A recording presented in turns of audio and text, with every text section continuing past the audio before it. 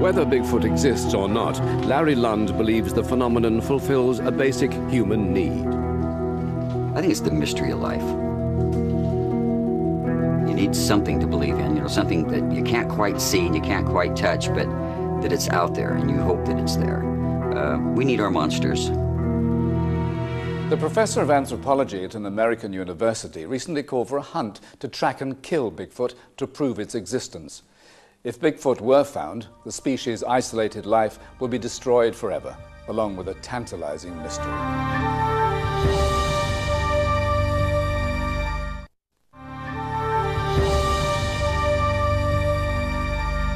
When we indulge our superstitions, we're mostly enjoying a bit of harmless fun, reading the tarot cards or tea leaves or learning our fate in the astrology charts. The Ouija board, however, is widely believed to represent a darker and less acceptable side of the occult. Deriving its name from the French and German words for yes, oui and ja, it's mostly used by people who are trying to make contact with the dead. The Ouija board is condemned by both believers and non-believers alike because, whether or not it can bridge the gap between this world and the next, it certainly has the power to cause awful misery and suffering. I would say to anyone who wanted to get involved with playing with the Ouija board to think twice about it. I don't believe it's getting in touch with anything genuinely spiritual and good.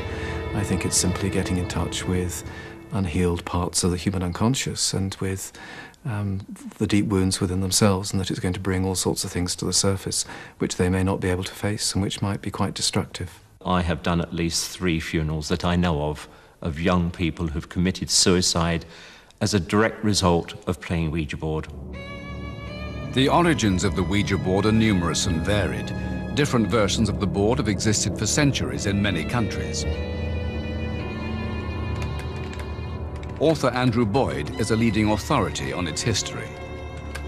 The modern Ouija board comes from the late 19th century when a spiritualist called Planchette devised a kind of little pointer device like a glass on casters to move around quickly around the board. And from then on, the commercial board was developed. It became extremely popular in the 1920s after the First World War when there were so many people who were bereaved wanting to contact their dead relatives.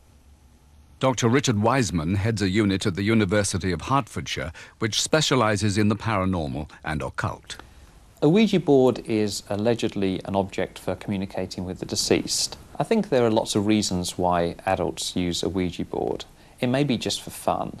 It may be that they think it would be exciting to try and contact the deceased or to, try and bring an evil spirit into the room. But what can start off as just a sort of harmless interest or just as fun can often lead to serious negative experiences for people. Well, there's a number of different ways in which the board can work. You could get together with a group of people and somebody mischievous in that group could be shoving the glass around. And it could be involuntary movement, or it could be that the board is powered by our unconscious. The last possible theory of this is it could actually be powered by what people may believe it's powered by, some kind of spiritual force. One of the clearest cases of somebody who was disturbed as a result of using the Ouija board was a 17-year-old girl who'd seen the videos and read the books and decided to have a go for herself. She was perfectly normal and perfectly healthy until she had a makeshift seance in her home.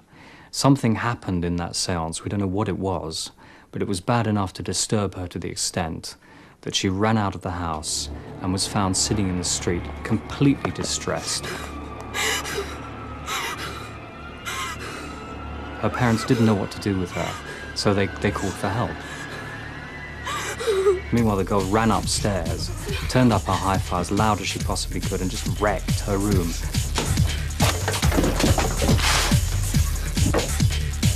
All they could hear downstairs was the drum of this music and things being smashed around her room. Now, she had been perfectly normal, perfectly healthy before staging this seance. And in the end, she would have been sectioned. They would have put her in a psychiatric hospital there and then for her own good, but the doctor had already gone home. I have been involved with the Deliverance Ministry for about 20 years, and in my experience, it's about 6 to 9 months on an average dealing with cases of Ouija board before the dynamics within the family are sorted out. This woman's teenage daughter changed almost overnight after using a Ouija board for the first time. She hasn't been back to school. for 5 weeks before the holidays, because I couldn't get her to wake up in the mornings. I'd wake her up and she'd just swear, roll over and go back to sleep again. So I can't get her to get up at all. Schoolwork, she's not been doing any at all, as far as I know, because she won't let me look at her books, which is something she used to let me do, and she won't let me do that now. She doesn't write any stories like she used to. She doesn't paint. She doesn't come downstairs and talk to us like she used to. I think at the very least it's bringing material from the unconscious to the surface, spiritual material inside themselves which they can't cope with. I remember on one occasion having a group of lorry drivers who asked to come and see me, and they had to stop on motorways to rest, and to pass the time they'd been playing with a Ouija board. Ah, come on, who's pushing it? Well, it's not me, I'm telling you. Hey, look, Gavin, your finger's white, I can see it. Yeah, like, look, I'll tip my You're finger up, pushing right? it. No, look, I'm going to tip it up. There's no way I can be doing that. Now, come on, this is a wino. Stop. I'll tell you what we do. We'll ask it a question. Yeah, go on then. Okay. When did my dad die? I think the truckers were just bored and wanted to pass some time, so I think they just decided this was a bit of fun, and then became very frightened when they began to realise that the glass was moving, was spelling out messages of things from their past. I don't like this. I'd like to stop now. They felt that some power was taking over the Ouija board and was also taking over their lives. So two of them, for instance, described how they believed that some power of evil was getting into their cabs with them and was trying to force them off the road. Two of the drivers had an uncontrollable urge to steer into the path of oncoming traffic. They all became so distressed, they decided to seek professional help.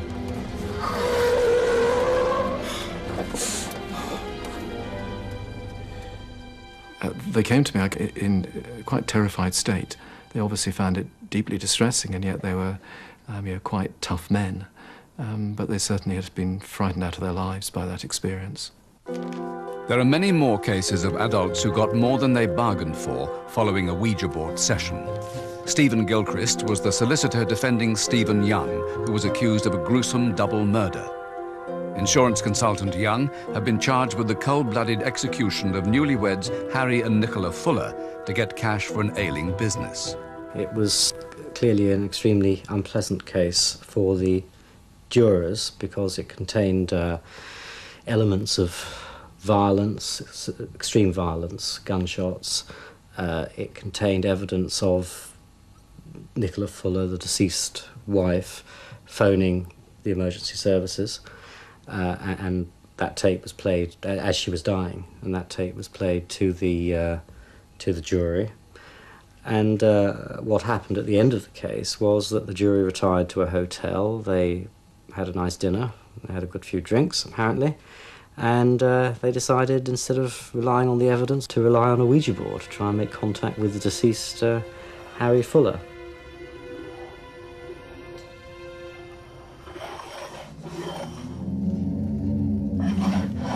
Oh my God. It's about Harry Fuller. Who killed you?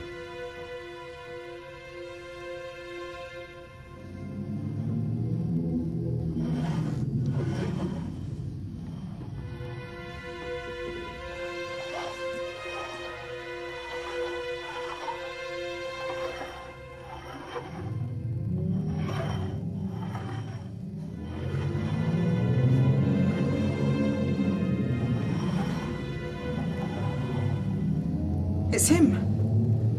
Stephen Young. What should we do now?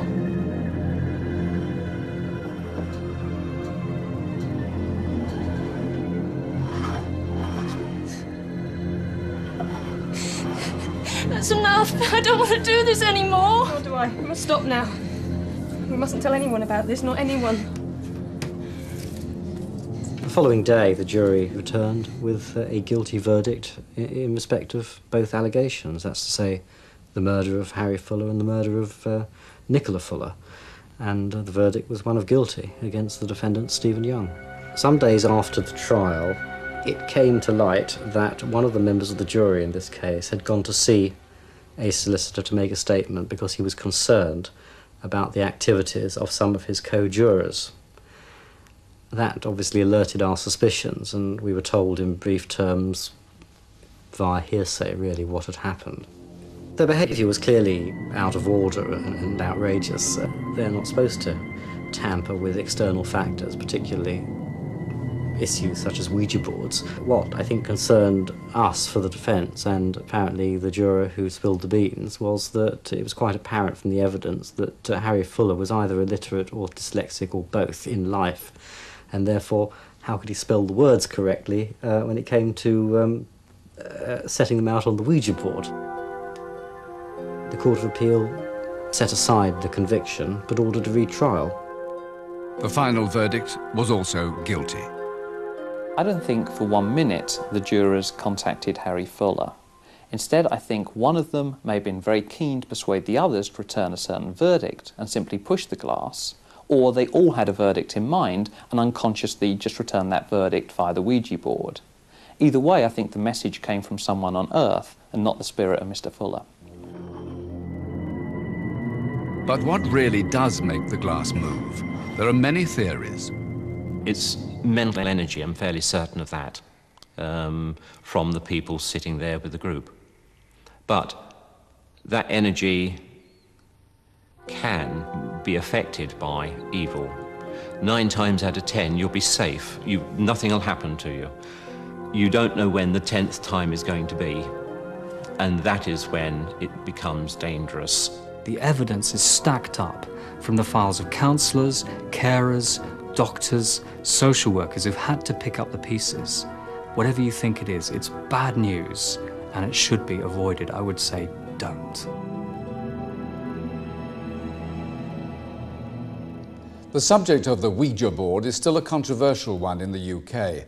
Although Parker Brothers sell them in America, none of the big games manufacturers sells Ouija boards in this country.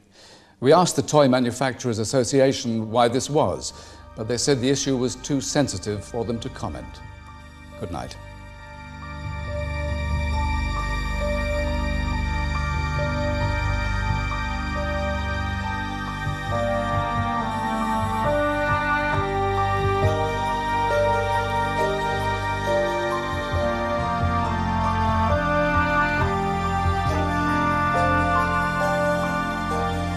The judges are ready.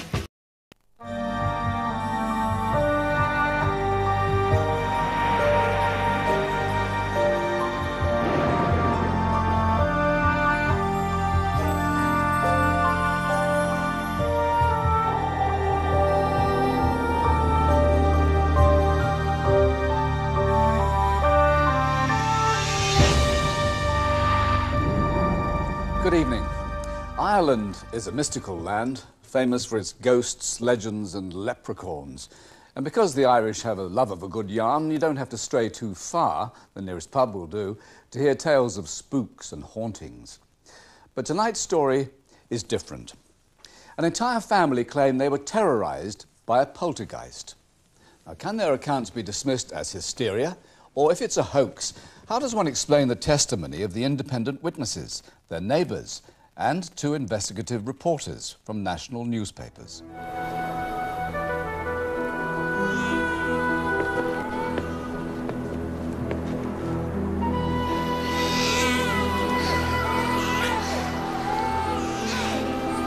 Come on, sister, hurry. I'm coming. We're nearly there. Come on, sister, hurry.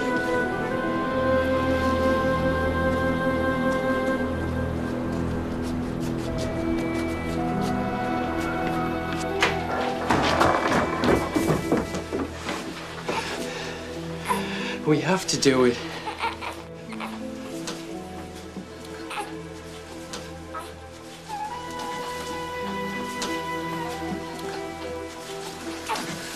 God, what are we doing?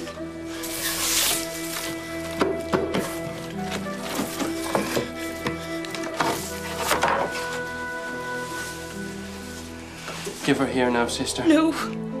No. It has to be done.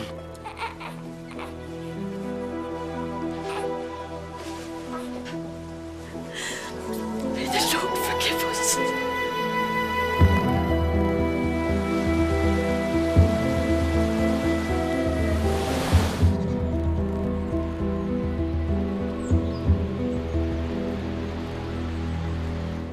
I know exactly what I had in this house, and to me it was pure terror.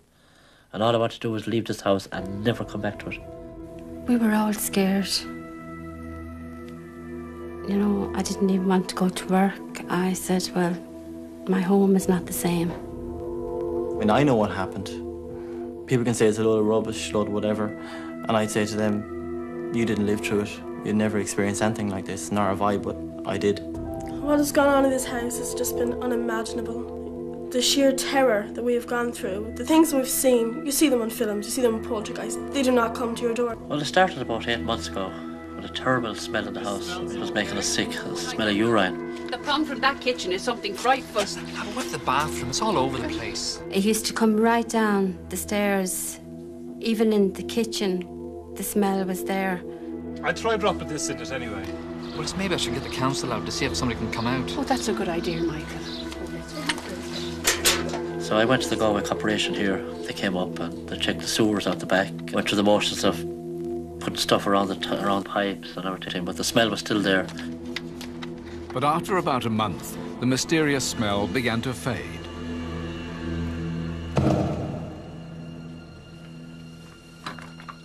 What was that? God, I don't know. I'll go and have a look. Well, we were walking one night, myself and Esther, with just an unmerciful thump. So I jumped up out of the bed. I checked the baby's room. The first place I went was the baby's room. She was fast asleep. Came downstairs, checked the front room and the kitchen. And there was nothing, so I just shoved it off and went back to bed.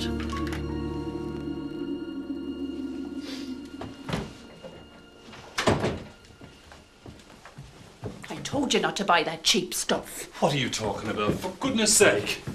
That ceiling paint in Michael's room, it's flaking off all over the place. She called me, she said, Jackie, there's flakes after falling off the ceiling from the paint. So I went down to have a look at them, and I picked up some in my hand, and there were eggshells. This isn't paint. I said, well, Michael doesn't eat eggs, doesn't like eggs. I don't know. It looks like eggshells or something. The Fahis shrugged off the strange happenings.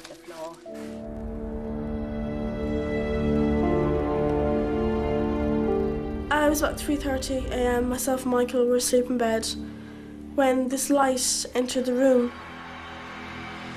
Michael! Michael, for God's sake, wake up! It just lit up the whole room.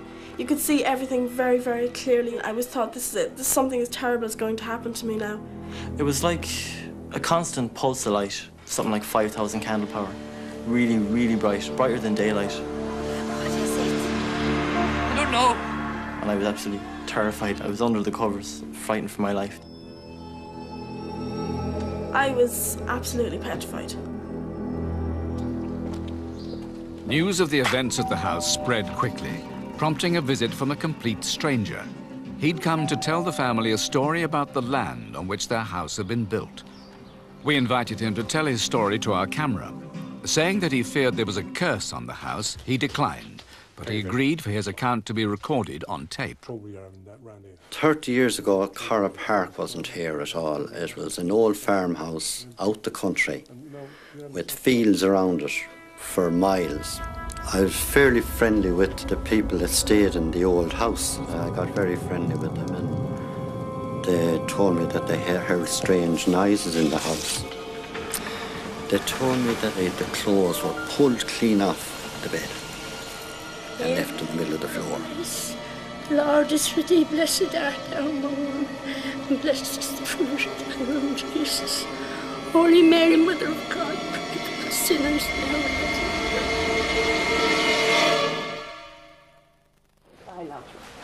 You've got the number if you need us. Yeah.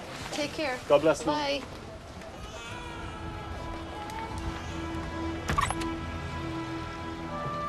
Coming.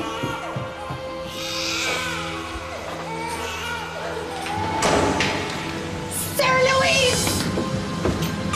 I just went up to check, and all of a sudden the door came out in my face. So I came downstairs and I ran out to the neighbours crying, and I told her what was happening. Well, Martha was terrified. She was bawling, crying. She was very bad, you know. And she asked me would I go out and check on the baby. And The door was closed. Oh, please let it be all right, Bridge. I went in and checked on the baby. She was fine, you know. Thanks be to God.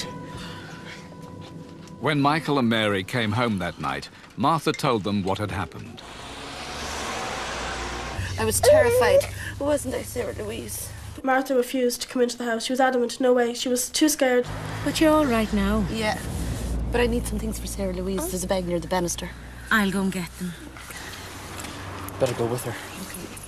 There was no way she was entering back in that house. So myself and Mike braved it and went in, but no way would Martha. We came back into the house and we were very, very frightened going in, like, 'cause we had to grab the baby's clothes and...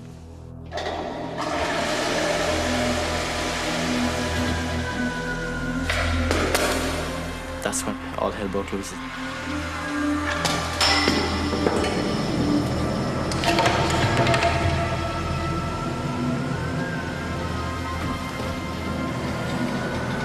Quick!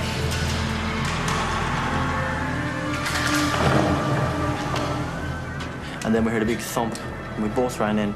The coffee table was upturned. So we said, that's it, we have to get out of here. We can't stay here tonight. Stay here. Let's just get out.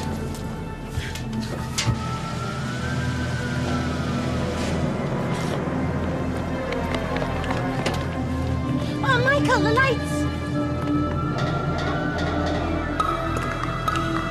It was just pure terror. I mean, I've never been so afraid in my whole life. This was probably the worst thing that ever happened.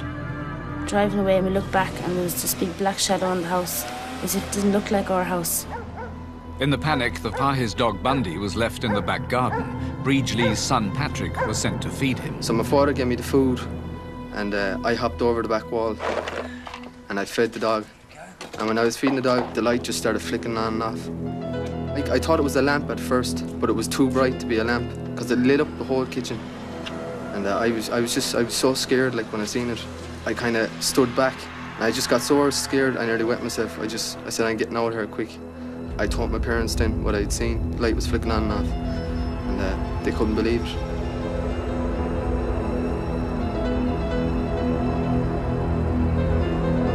Blinking away, he said they were. I turned them off, I know I did. 2 days later, the Fahey family returned to Corrib Park to find their home of 25 years in a state of devastation. Oh, Jackie, I'm not going to spend another night here. Now, come on, Gertie, be all right.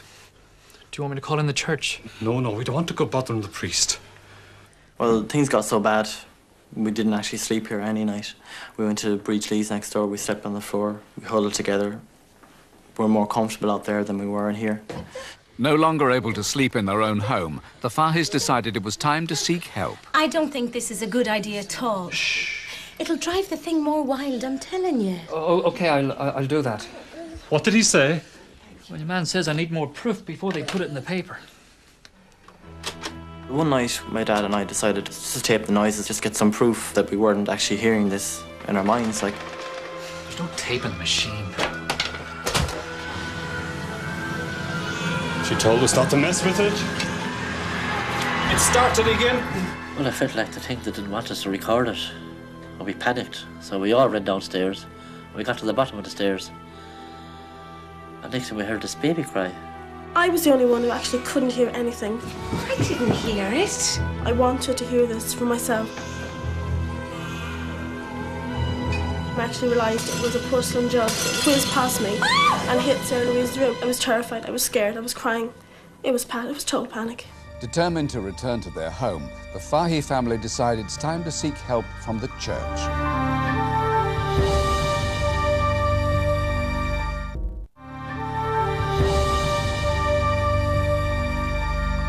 The Fahey family had been forced to leave their Galway home, believing it was possessed by a poltergeist, which had upturned furniture, thrown objects around, and made pictures fly off the walls.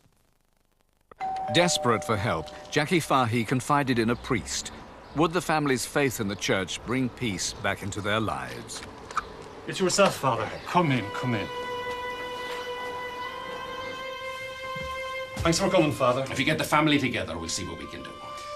Michael, Esther, come on, lads. We knew that the priest was going to come to say Mass in the house. We felt hopeful that everything would be better Now, if we all stay calm and pray to God.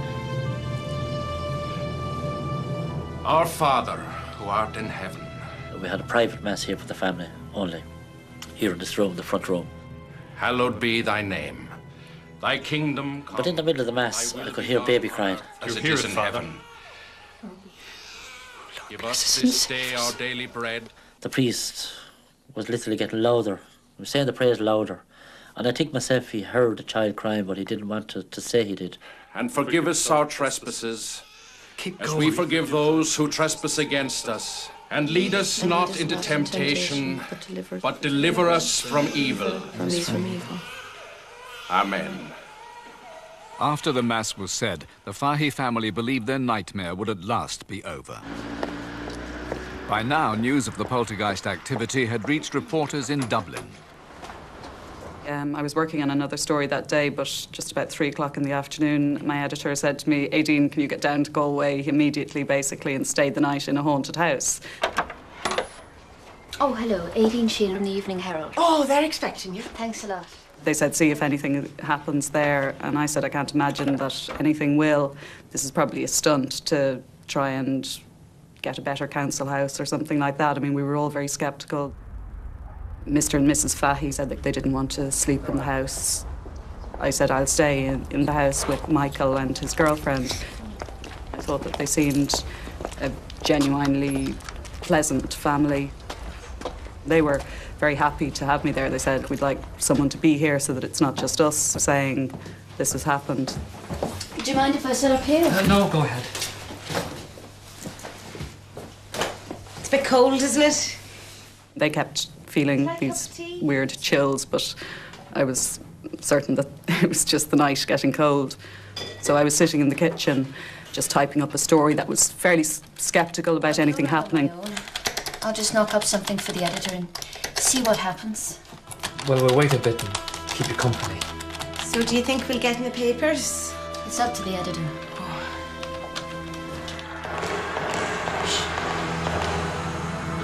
Did you hear that?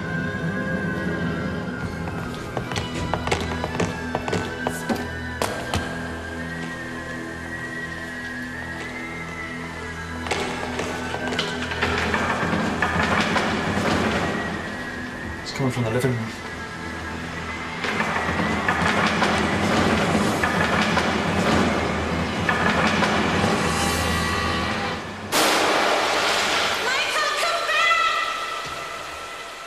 Well, I just heard this massive crash and I just leapt to my feet, and Michael and myself and his girlfriend, we raced back into the room because I just couldn't imagine what had happened. It sounded as if the roof had fallen in or something.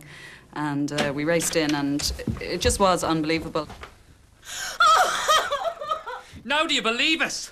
What we saw was a huge china dog, which you couldn't help but noticing before that had been sitting on the hearth. It had smashed into smithereens. It was just all over the place. And the television had been, which was beside where the dog had been sitting, was pushed backwards on its table. And there were pictures that had been upended on top of it. There was a kind of layer of soot on top of the television, and there was a picture above the television that was now crooked, and it had been straight before. So at this stage, I was getting kind of spooked. And I mean, I'd hasten to add, I'm completely atheistic, and I've never had any sort of fear of paranormal things or any belief in them whatsoever. I went in and I was astounded by it, and I was just desperately looking to try and find some kind of physical explanation, and I couldn't.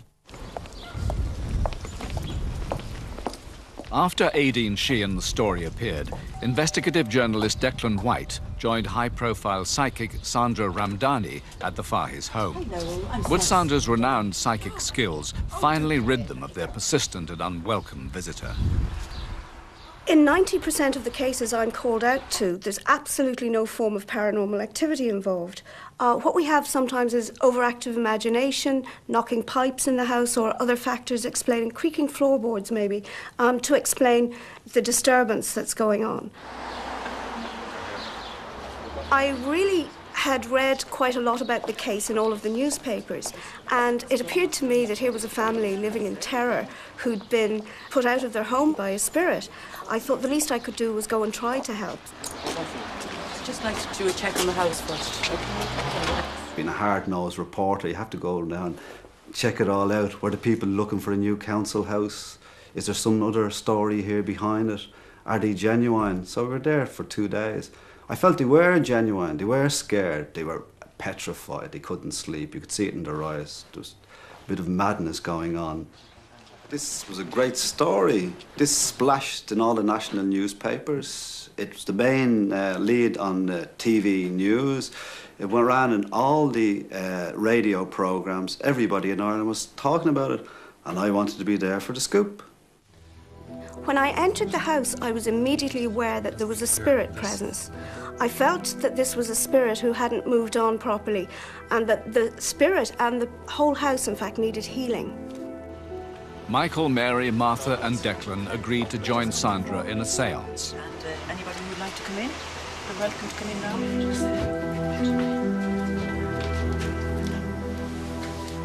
Let's all gather round Martha, link hands, concentrate all our healing energies on Martha, and send her warm, positive thoughts. Relax. Breathe in and out, slowly.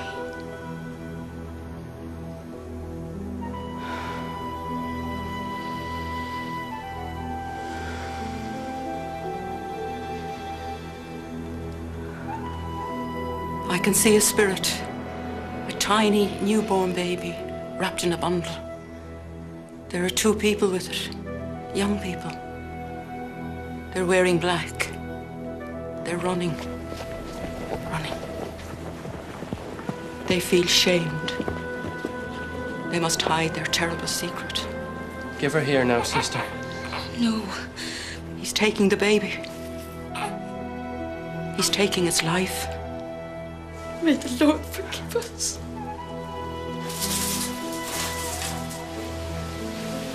Let us pray.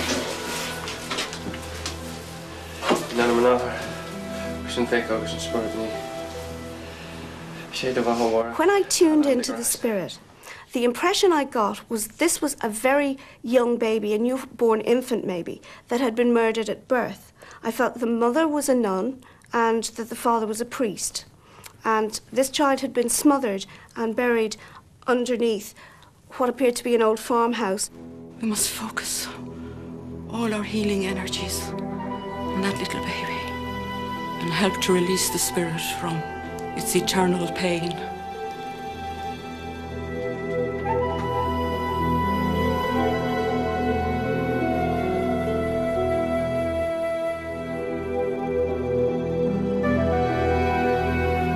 I saw the baby being actually lifted up. It was in white clothing, it was glowing golden light, and it lifted up and went up into the light above my head. It was like a baby rising with a smile on its face. I thought, wow. After that, it seemed the vibration in the place seemed to turn to happiness, much, much quieter, much, much calmer. At that moment then, I knew it had left our house, it was gone. I do believe that there was something strange going on in the house. I can't explain it, and I would look for any sort of physical explanation, but I haven't been able to think of one, and I've thought about it quite a lot since. But there was definitely something that was, you know, like nothing I've ever seen before anyway. And they genuinely were disturbed by it. I've no doubt about that it wasn't a hoax. The house now is comfortable, it's warm, there's just happy vibes everywhere in the house. We felt really happy, and we knew this thing had gone. I can sleep in my bed again, I can sit down and watch television. People are smiling, you can see it in their faces, you can see it in their eyes. The tenseness is left. We could leave Sarah Louise and she could have a peaceful sleep. Being a reporter, I can only report what actually happened, the feelings of what happened.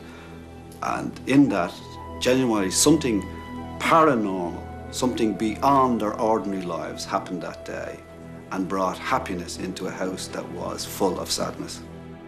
Since that day, the Fahis have moved back to their home, where they now live in peace and things have returned to normal. So, did Sandra really rid their home of a spirit trapped between two worlds? The Fahis certainly think so. And perhaps in the end, that's all that counts. Good night.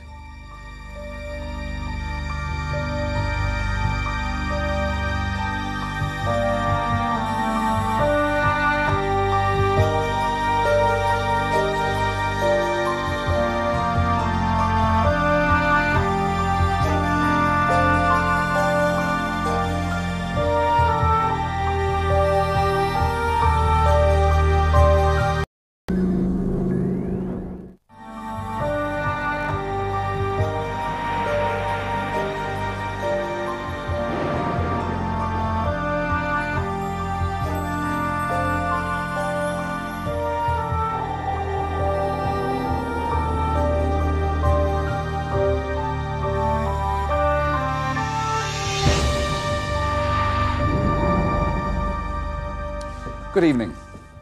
If you're ill, you call the doctor. When the pipes burst, it's the plumber. But who are you going to call if you see a ghost? If you've seen the movie, you'll know the answer. It's the Ghostbuster.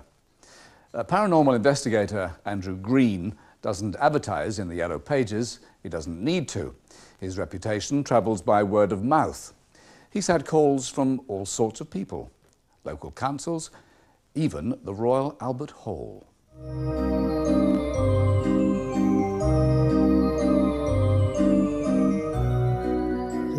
The reason for asking me to come along is to get confirmation of what they feel. Confirmation from the outside, confirmation from somebody who's gained some sort of knowledge and understanding of the paranormal, to confirm what they believe. I'm not what people would say clairvoyant or a spiritualistic medium. I like to think, a scientifically minded investigator.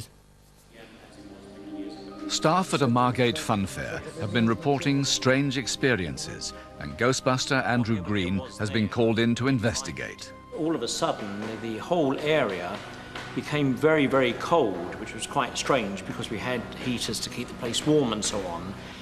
All the lights that were on the side of the skating rink actually burst and smashed all over the floor.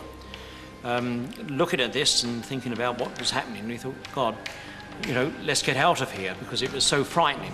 There was no answer at all to it. It just happened. This is the second time the fairground have called upon Andrew Green's services. Problems have intensified since the building last year of a new attraction, the Stowaway Ride. It was a rush job to get the ride open, and the contractors were asked to work through the night. And on one or two occasions, they downed tools and went home. They refused to work because of sensations and cold feelings and things that were happening to them. They never found any explanation for them? No, they didn't stay long enough. One of Green's most prestigious clients is the Royal Albert Hall. He was called in last year to deal with a rash of sightings by staff when the public had all gone home. Security guard Diane Baylor was patrolling with her partner Terry Riley. They were completely alone in the hall. At least that's what they thought.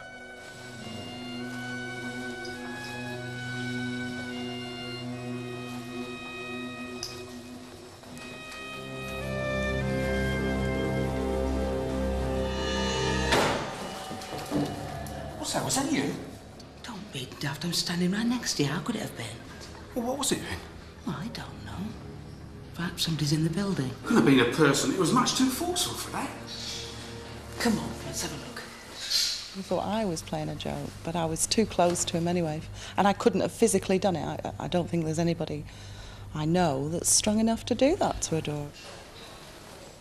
When you get out the doors, you can see possibly 30 yards each side, and there was nobody in there, and I mean, it was only, I've had to go 5 yards, so there's no way that anybody could have got out of sight in that length of time. It was quite strange. Very strange. But there was more to come for Terry and Diane that night. Did you hear that? Yeah. don't know. Where's it coming from? Well, the royal fill wasn't in the hall last time I looked. Do you think somebody could have had the radio on somewhere? It sounded very orchestral, but very faint, wasn't it? But definitely you could make out that it was definitely music. Come on. We rushed along, didn't we, to see if we could hear it louder someplace else. Frightened? I wouldn't say frightened. No, just more... apprehensive, yeah. A little unsettling, I think. Other staff report a presence they felt when alone at night in the hall. I was taking a shortcut across a room called the garden room. It's a room that's always been a little bit spooky. I walked into the room and I became aware that there was someone behind me. I turned round and there was no one there. Then I thought I heard footsteps. I turned round again. There was no one there.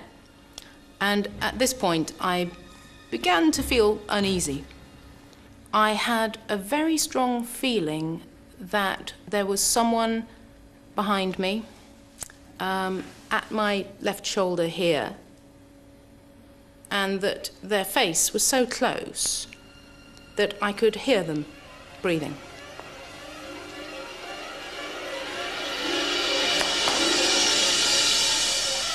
I believe in ghosts only as a form of electromagnetic energy that can be seen at certain times, and more especially by certain people. The mind's got to be blank, it has got to be receptive to that particular part of the electromagnetic wavelength. Andrew Green combed the Royal Albert Hall to see if he could detect any trace of whatever it was that was troubling staff. So as I got to about here, I was definitely aware of somebody coming into the room behind me. That's extraordinary. What? Temperature seems to have gone right up. It was 72, now it's 81. You had new heating installed? No, the temperature's constant in this part of the building. Seems to be a hot spot right here. I felt quite pleased that he'd discovered something, in a way, because it made me feel even more that my experience hadn't been imagination, that there was something behind it.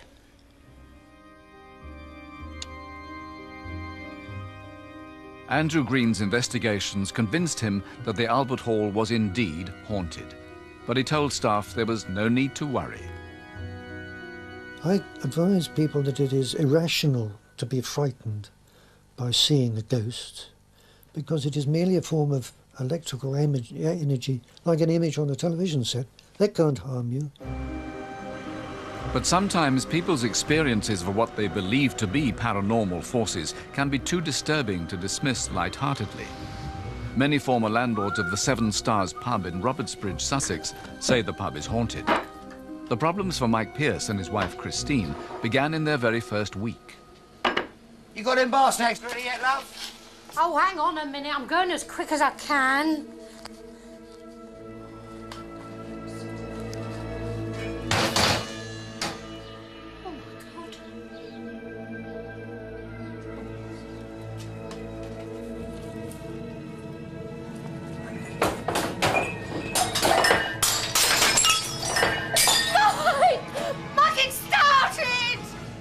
Mike came up and said, what on earth's going on up here? And there's all the mugs all smashed, and I was nowhere near it, and there wasn't any vibrations, no trembles, no doors banging, nothing.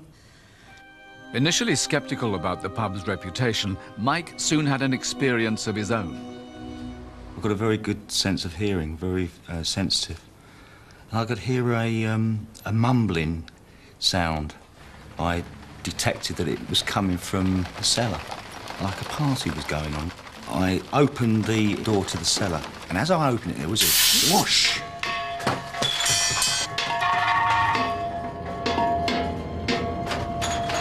It was like mayhem being let loose inside the cellar.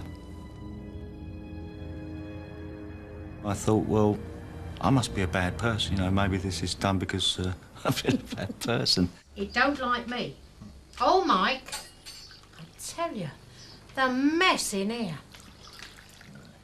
It was hard enough. As the problems mounted, Christine Pearce called in Andrew Green. Ghost frightening the life out of you. What we've got to do is try and understand the root of it. Let's carry on with the kitchen incident. Yeah, But for once, the investigator turned witness. before opening, and Mike was in the bar. He was polishing the glasses when... What's he doing? He's supposed to be stuffing up in there. Bundles of the local free newspaper stored in the cellar had come loose from their bindings. Christine! Newspapers were flying around all over the place. Now, he couldn't blow them around, that's impossible. I observed this and noted it as yet another incident of paranormality in the Seven Stars. Green told Mike and Christine that a poltergeist was responsible for the phenomena they were experiencing. He tried to explain to me that with the poltergeist activity, you've got to be stronger than what's there. If you're a weak person and you let it get to you, then it'll carry on and on. When the mugs came flying off the shelf a second time, Christine knew what to do. This time, I remember what Andrew had said to me, and I had a good swear and told it that I wasn't going to get out and it wasn't going to drive me out, and that's all there was to it. And I actually physically didn't have any more poltergeist activity happen to me in the pub ever again.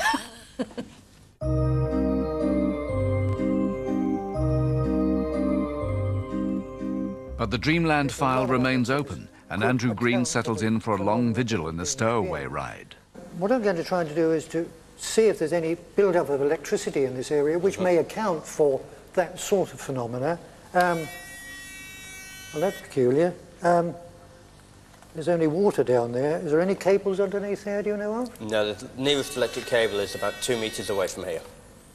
And yet there's build-up of electricity. This really is most peculiar, because the build-up of static electricity, as that is indicated, does suggest that there's something unusual in this area which could account for this sort of phenomena. Green's investigations produced this one positive finding. The ride, he believes, may well be haunted. But his advice remains the same. Don't worry about ghosts. They never hurt anyone. It's only the living that do that. Since Andrew Green's visit to the fun fair, no more hauntings have been reported. It seems he might have spooked the spooks.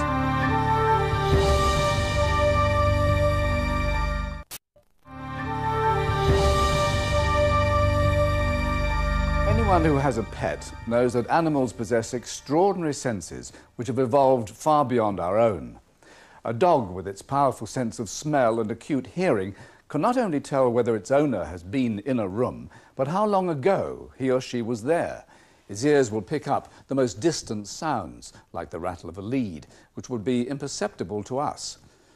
But can animals possess a sixth sense, one which actually enables them to perceive what is about to happen?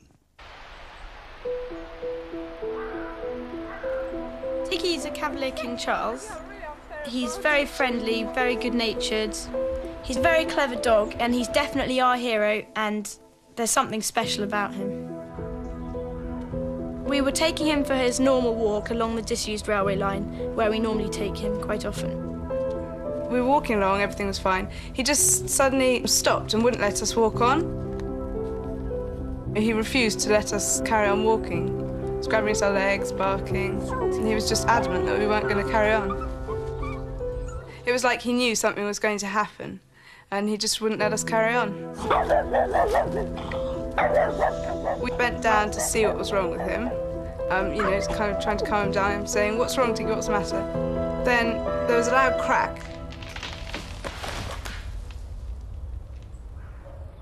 If Tiggy hadn't done that, we would have walked on and been almost directly under the branch by the time it cracked, so it could have fallen on our heads and, you know, injured us very badly or even killed us. When the branch fell, I thought it was really strange. I was quite shocked and amazed because I realised that Tiggy knew this was going to happen. and it really shocked us. We call him our psychic pet. Many scientists would explain away Tiggy's so-called premonition as mere coincidence, but his story does not stand alone. That day, when Shana pulled me out of the way, she saved my life. Well, I was taking Shana for a walk, and we was walking along the footpath by a car dealer's. And all of a sudden, she dived between the two parked cars and pulled me with her. This van mounted the footpath where we were going to walk along the footpath. So I don't know whether she had a premonition or a sixth sense, but she just sort of pulled me out of the way, and in fact, she saved my life, really. Sadly, Shana has since died. Shep was a Shetland sheepdog, and I had him for 15 years. He was 8 weeks old when I got him, and he was a great dog. I owe my life to him, really. Come on then, Shep. I used to walk him first thing in the morning. And this particular morning, I came down, and I was surprised to see that when I came in, that he stayed where he was and wouldn't move. What's the matter? Shep refused his walk for 10 minutes before suddenly jumping out of his basket and trotting to the back door. And as I got out onto the main road, I saw there'd been an accident on our side of the road and the side that I was walking on. And the car had gone across, out of control, over the grass verge, across the pavement, and had crashed into the wall. The accident had happened 10 minutes earlier. Had Shep got up at the time I first came down to give him his walk, I would almost certainly have been squashed by this car.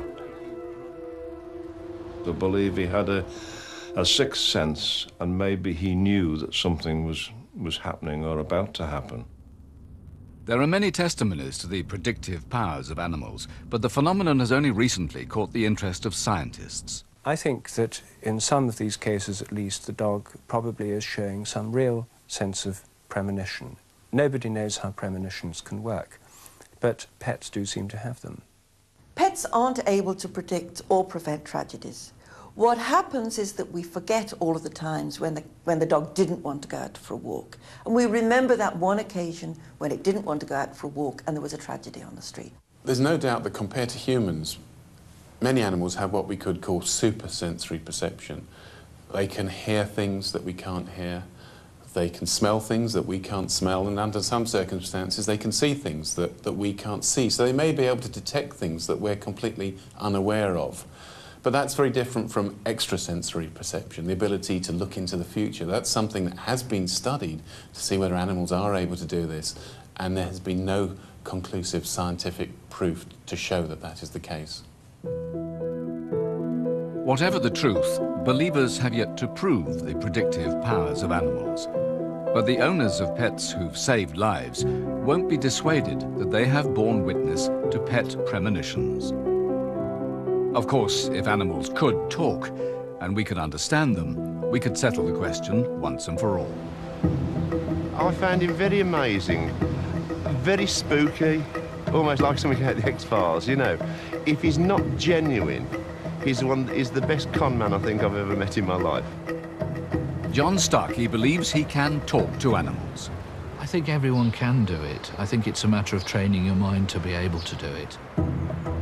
Drayton Manor Zoo in Tamworth is home to 300 animals, including lions, tigers, and the majestic black panther or leopard. Zig, a male black or melanized leopard, has now been with the zoo for 5 years. Zig was very sort of antisocial at first. He wasn't a particularly nice-tempered animal. But Zig used to get up on a platform and pace up and down, up and down. It's not the sort of situation we like. It shows that the animal is showing stress.